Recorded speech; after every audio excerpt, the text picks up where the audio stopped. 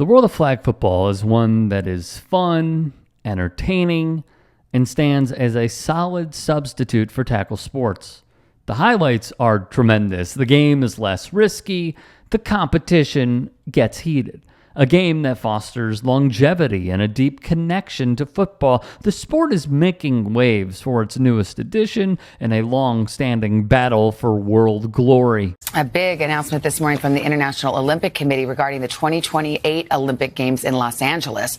The IOC voting to add several additional sports to the competition. So events returning to the Olympic stage are baseball and softball, which last appeared at the Olympics in Tokyo. Well, it was in 2020, but they won't be part of Paris next summer. Lacrosse and cricket will also make their return after long absences. And as for the sports that will make their Olympic debut in Los Angeles, squash, flag football. How about that? We look forward to seeing both the returning sports and the new ones in July. How about it? It looks like 2028 Olympics that they're adding flag football as an actual event, Rob. And would you want All that? right.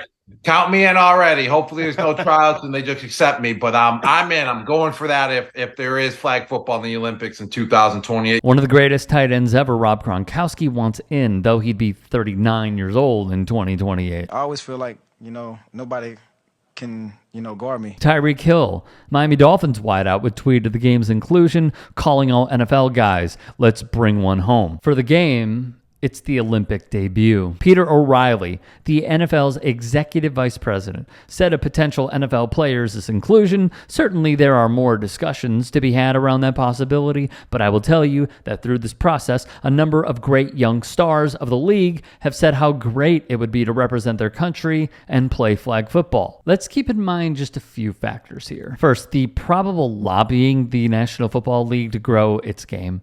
Flag football serves as an extension of the league and was most recently broadcast on ESPN during their Pro Bowl coverage to garner attention. The NFL has also done their part by growing interest via their YouTube channel, showcasing highlights of NFL players and also pro flag football games. One highlight package has over 1.3 million views on their official channel. Second, and maybe most important, ratings. We learn from the 2022 Beijing Games, interest in the States was bad, historically bad. Via NPR, NBC's Winter Olympics coverage in China drew the smallest TV audience in its history, dropping more than 40% since the last Winter Games. The total audience was roughly 11.4 million viewers, a big decline from the 2018 Games in South Korea. At the time, the least watched Olympics in the history of the Games at 19.8 million viewers.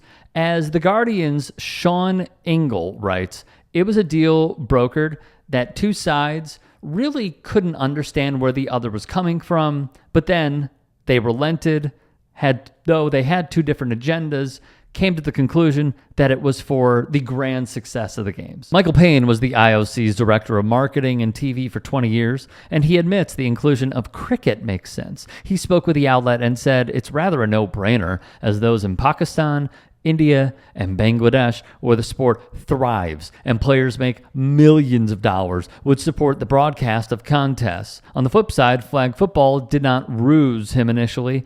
Quote, when it was first mentioned to me, I thought, come on, who's smoking what, he said. But imagine what 6 months of NFL promotion will do for NBC, their Olympic telecast, and Los Angeles. It will create the noise to sell the airtime and be a massive promotion buildup. It's a real game changer. It's a fair point.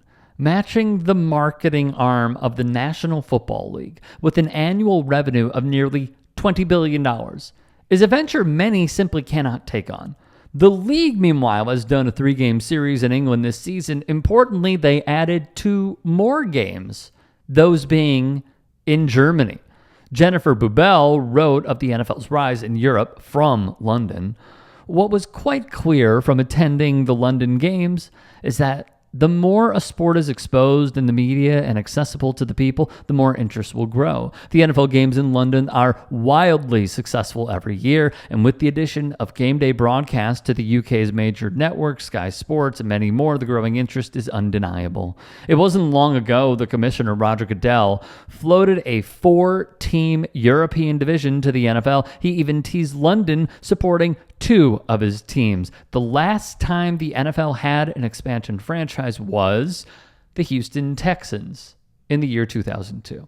For Roger Goodell, he also proclaimed the National Football League could dip their toe into having London host a Super Bowl via Rubel once more. One thing to note is that there's actually been a slight decline in attendance and participation in American football in the UK in the last few years, which means that what they're doing to promote games overseas is good, but not enough long term.